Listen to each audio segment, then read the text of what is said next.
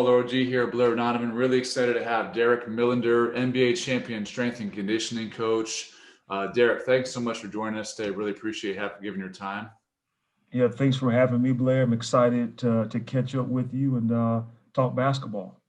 So can see you're in the hotel. So on the road, on the go all the time.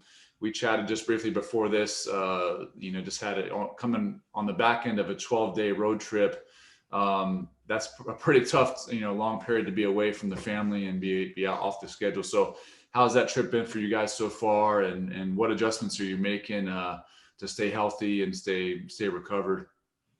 Yeah, NBA road trips are always challenging just because, we're trying to mobily do what we do at a high level to help our guys perform at a high level. So a part of that is trying to keep them as much as we can into their routines of lifting, their routines of conditioning pregame, postgame, and also nutrition and sleep, obviously. So that's always a challenge, but now even more so with COVID for us. There's a lot of guidelines that we have to follow, daily, and and we all are responsible for doing our part to try to be a compliant team, to keep everybody safe, so we can have a chance, to play each and every night because it is a privilege, especially during this pandemic. But it's been a challenging one because this is our first long road trip of the season, our first long road trip of the pandemic. And there's a lot of adjustments for all of us for the first time. One, I would just say, wearing the mask. Like, we're wearing masks from the moment we exit our hotel rooms, all day long.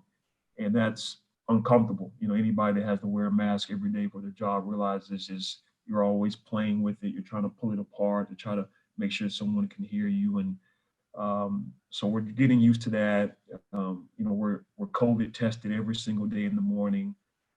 So that's a challenge, especially when we have a game the night before. The players have to get up, earlier than what they would, to get tested so the results can get back before we can enter these NBA facilities. So I would say the mask, all day in the morning testing is two of our biggest challenges on top of the other things that we deal with. Yeah, so like you mentioned the COVID early testing. So, I don't think many folks know out there. These guys are generally able to get quite a bit of sleep. When you take advantage of it, of course, and so critical to the overall recovery and health in general. But with COVID, you mentioned that you got a test earlier in the day. So how much is that trimming back your player's sleep? Would you guess? For sure. I mean, that's a tough one because a lot of it, depending on the player, Yeah. most of these guys are wired to be up at night just because they perform under the lights, Yeah. at night, But if we have a typical 7 p.m. game, the game's over, 9:15, 9:30, whatever that is. Most people aren't unwinding until after midnight, and then after that, it just depends on and your sleep habits and hygiene, or, you know, did you play well? That may impact how much longer you stayed up, or, do you have family in town visiting and you're trying to use whatever time you can to catch up with them? Are you struggling with some things? You can't just let it go. So guys can be up to 2 or 3 o'clock in the morning, Yeah. dealing with the stresses, of the season of the game. And then we could be up the next morning for testing, 8:30, for testing, sometimes 8 a.m., depending on where we're at, because the results have to be sent off and we have to get those results back before we can enter the facilities. Yeah, I gotta imagine, man, and I definitely can understand that. Like coming off of a late road trip after a game, getting into a new city at 1 or 2 in the morning. Just because you get into bed, say 2 a.m. and you wake up at 9, doesn't mean you slept that entire time. And the same goes for these players. So I gotta imagine that their sleep is really deprived in a number of ways and missing some key components of that.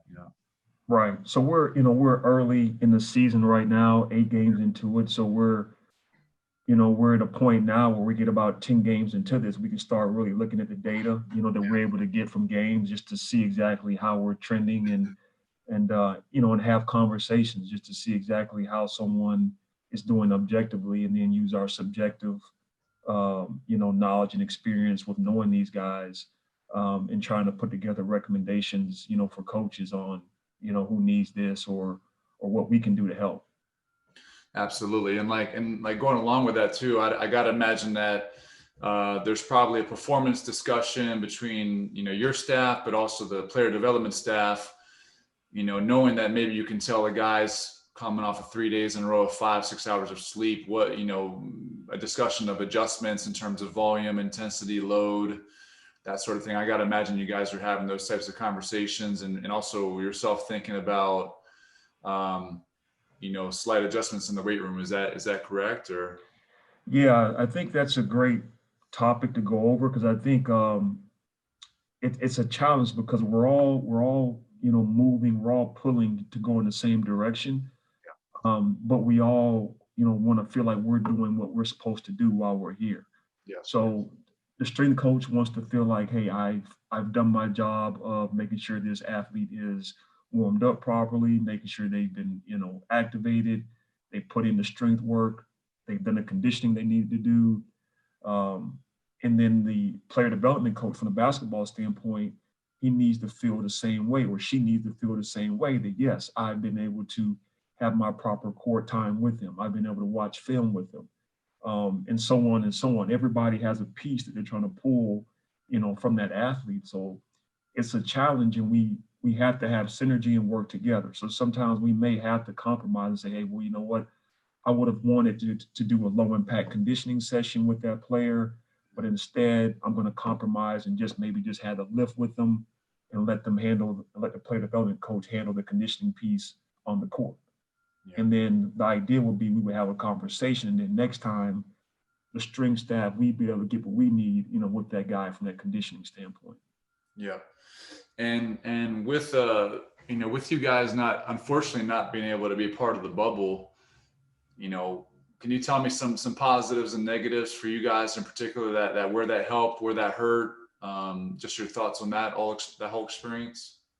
Yeah, I mean, I think that's a great question. I think time will tell, Yeah. exactly.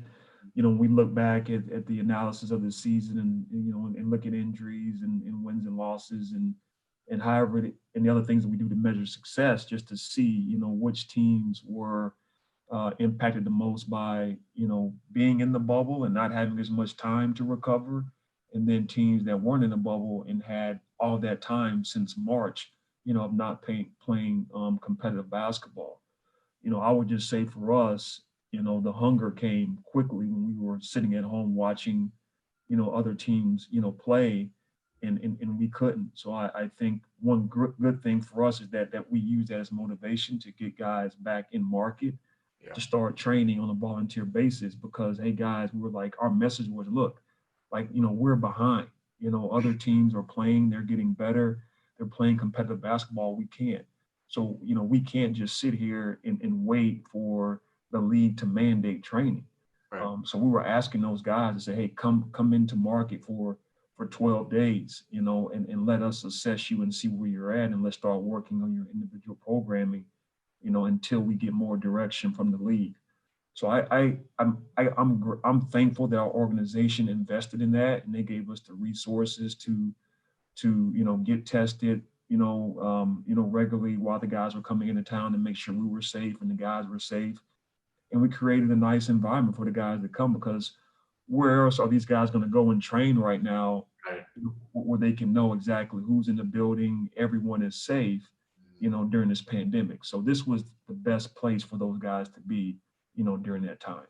Yeah, absolutely. I agree. It's going to be really interesting. I'm glued to the TV and trying to watch every game I'm able to watch and stay on top of all the stats. It's so interesting, and such a unique year. And I'm really hoping this is the only year that we really experience that. But, not only that, people kind of forget too that this is going to trickle into the Olympics too. So, man, Yeah. you talk about a real blend of just nonstop for, say, like a team like the Lakers, especially, went all the way, won everything. LeBron, whether he plays in the Olympics or not, I'm assuming he is. Man, that's a long period to not really stop with minimal breaks. So it's gonna be so interesting to see how it plays out. Yeah. I mean, I think it's great that we can hopefully potentially still have, the Olympics. and definitely, using Braun as an example, I think he's a player that we all, would like to see him have one more opportunity, to play in the Olympics, and represent our country. So Absolutely. as a fan, I would love to see him back out there again for another opportunity to play for our country, especially, during this time where I think there's so much patriotism, that we all, have and want to show our, connectivity during this time. Absolutely. Yeah. Yeah. I want to shift a little bit and just ask your thoughts on, especially being that you've been in the league for a long time now, talking to our young athletes, especially our healthy baller young athletes. What are some of the areas that you're seeing with rookies or young NBA players coming in terms of physical characteristics, traits, whatever that you would think that you would say, like, if you had worked on this a little bit more, maybe you would have protected yourself or put yourself in a better position, whatever that may be. What things stick out for you when you see these young kids coming into the NBA? Yeah, I mean, I would say, number one is having a routine. Yeah. I think it's one of the first things that we work on, as an organization, is trying to help, the young players understand the importance of having a routine, because there's so many things you can't control in the NBA. But finding a routine, something that's stable, in your life, that's constant, whether you're playing well, whether you're, not getting in the rotation or you are, there's things that you do every single day that can give you that comfort, and guidance when things maybe aren't going your way. And then the second thing would be just surrounding yourself with people, that, can truly give you, honest feedback, Mm-hmm. on how you're doing.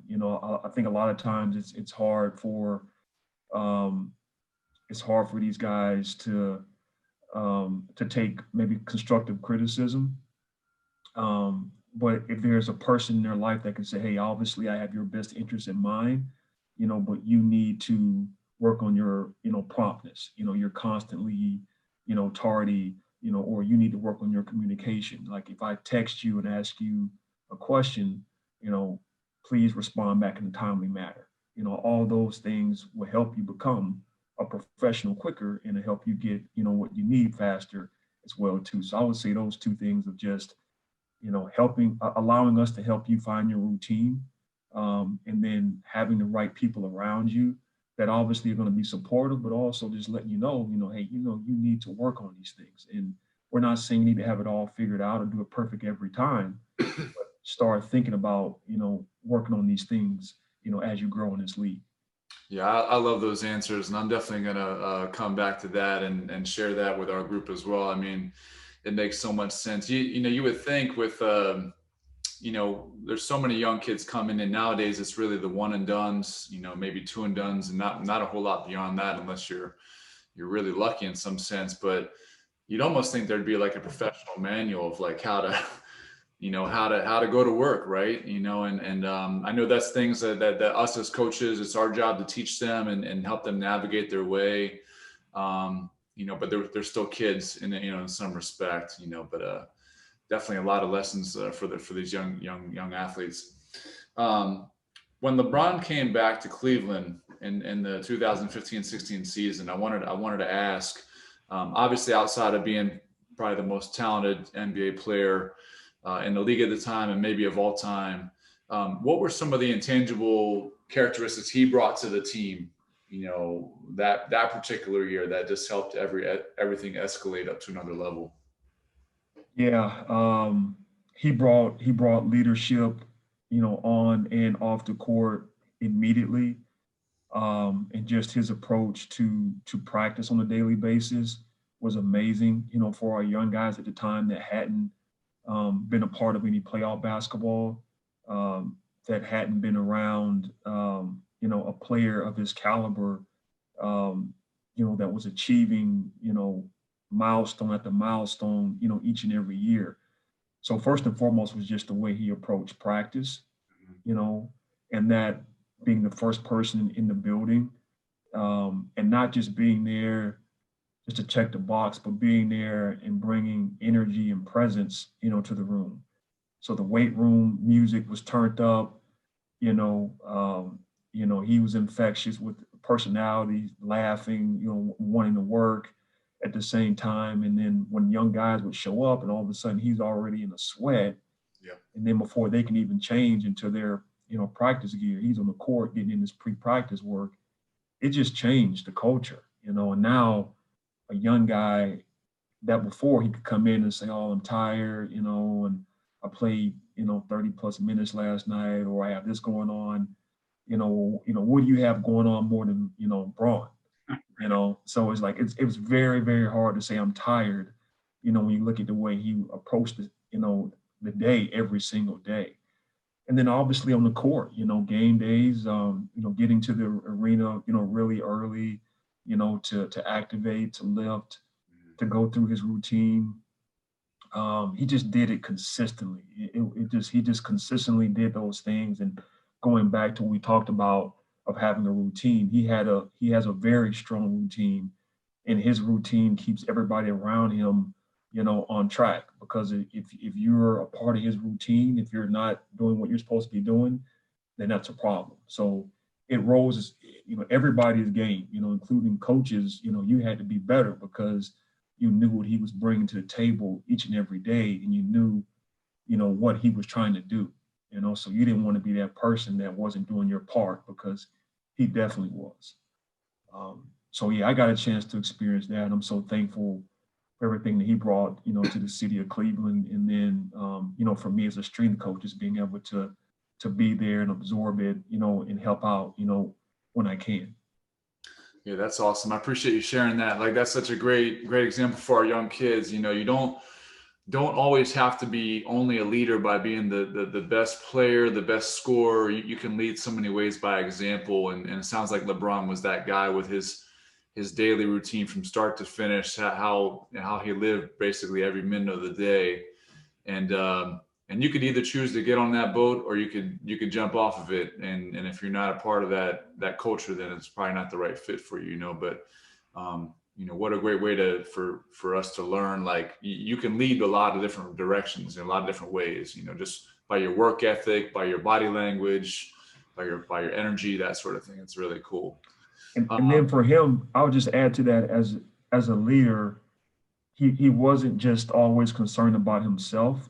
It's like, oh, I need to get my shots up. I need to lift. I need a massage. I need, he would go up to another young guy and just say, "Hey, this is what I'm seeing. This is what this is what I think you should try doing." Nice. Or even, in gameplay, when he's out of the game, he's not just thinking about what I need. He's watching, and he's telling young guys, "This is what's happening. This is what we need to do." It was just so, cool just to see a guy that could play at a high level, but also be selfless and help other people, during the middle of a game. It takes a lot of energy just to do what you got to do at a high level perform, but he was able to still give, and coach others, during gameplay, which was great to see, because I haven't seen very many guys that can go out and give what he can give, but still be able to make sure someone else, gets the information they need as well. Yeah, definitely, like very much player coach type of role. That's a very super impressive. You mentioned he's a good on his routine with lifting. Was LeBron like a big game day lifter? Was he a big post game, pre game? Like, what was you don't have to give any specific examples, but like, what was his usual routine of, before a game?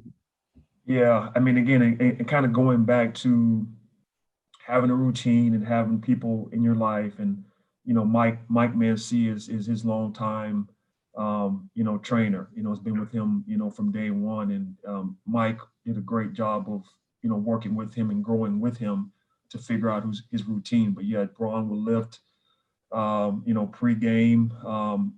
He would lift before our shoot-arounds. He would come back at night on that game day, and do a little bit more. Now, this is not crazy intense, because obviously he's playing, big minutes night in and night out, but he's lifting. So he's lifting for sure, 4 to 5 times a week, throughout the course of the season. Yeah, that's awesome. That's great to know. I know so many kids, coaches, kids, etc., like are so afraid of thinking about lifting, especially on the game day or a day before, because, some coaches' mentality are like, there's only one way to lift, and that's all out, and that's, give your max effort, but there's so many ways to get the job done to help facilitate being ready for the game, because weightlifting and training it's just one method to reach your end goal, and that's performance on the court. So that's great to hear he's super active, and hopefully some kids listening to this will start to ask about a routine and what type of routine they can start to develop, prepping up for their upcoming games and stuff. So that's really cool.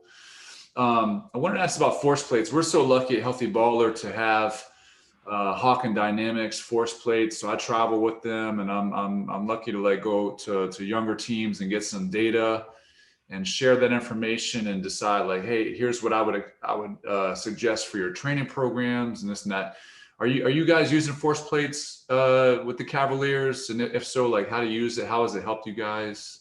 Yes, yeah, we are. Force plates, I think, are great. I think that, depending on, which, model you have, they can be very complex to understand, so I think you got to figure out exactly, what you're comfortable with, and try to find out, what information it is that you want to obtain from it, because you can go down a rabbit hole and you can get, lost, with information overload. But yeah, I think it's great for, for baseline testing.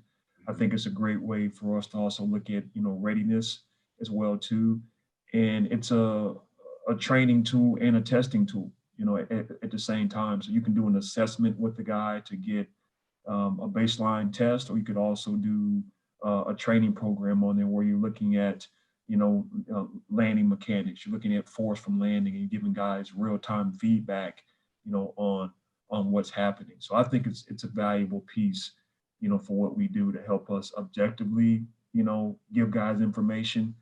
And then also as a group, it's a great way for us to have a conversation, because when I say group, like our PT, our trainers, our strength coaches, when we're trying to put together the program for our players, and maybe with our coach's eye, we think that, this guy is this kind of athlete. And then now through testing, we see maybe, what we thought was a little different. And now because of this objective data, maybe our training translate to us doing something different. Maybe it's a different initiative now that we've seen it from the force plate data as to how this guy is moving. And maybe we thought it was a limitation, with the ankle. Maybe there was some restriction, and that was the reason why they weren't able to get dorsiflexion. Maybe it's not that. Maybe it's just a weakness. Maybe that person's, quads, need to be stronger, or hips need to get stronger. Now we take a different approach to trying to figure out exactly how to get them moving better. That's awesome. How are you guys able to get often or frequent tests, like once a week, a couple times a week, or is it really sporadic with the new season and just seeing how things are going? Yeah, I mean, it really depends on the athlete. I think ideally, we would love to have the guys on the plate, at least once a week.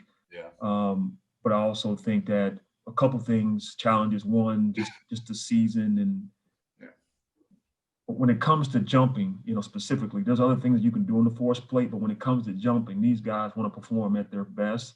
So if they're not really warm and feeling good, then it's going to be hard to get them to get on that plate, unless they feel good. So there's a lot of different things I think you can do to figure out exactly, what's best for each individual guy. Maybe that's testing that guy on a game day when they're really warm, after they come back from their court time, before the game. Maybe they're ready to go, their height, they want to get in a good jump. Maybe that's that athlete's time. Maybe there's another guy that maybe it's best for him on a practice day. Maybe, when he's had, maybe after practice, he's had a time to kind of clear his head and he's ready to go, ready to lift. Now maybe you implement, a few jumps, into his program, post practice, so you can get some data and have discussion with that player. Yeah, that's awesome. That's great. That's great feedback. Really appreciate that. Wanted to finish off with, we have 3 Versaclimbers at Healthy Bowler.